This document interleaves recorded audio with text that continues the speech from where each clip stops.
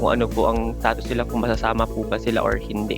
Ano po, so pero we have a result na po regarding po sa application ng visa po ninyo.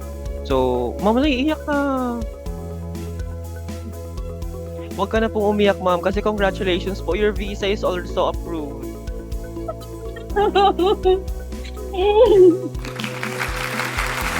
Lahat po kayo, sir, mga anak, at pati si ma'am, lahat po kayo approved.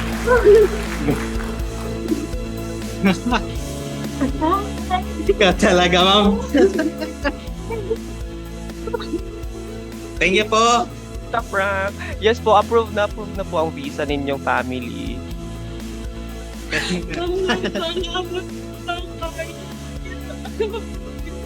I cannot express what's really the feeling that I have, especially this early when yung natanggap na balita na si Ma'am Rosdel and family already approved, and yet our visa there is no, very soundless.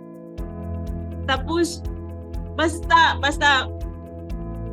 marami yung pumasok sa utak ko po, tapos hanggang sinabi pa ninyo ngayon na, tapos sinabi nyo na meron po kayo recommendation for us.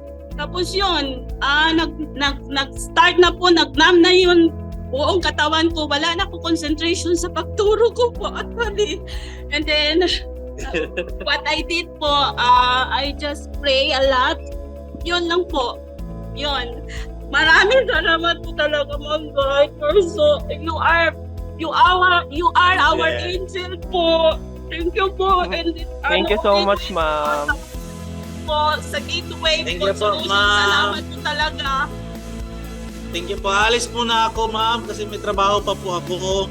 I need to go Sir, na. thank you so much po. Thank you Pasensya po sa talaga. abala.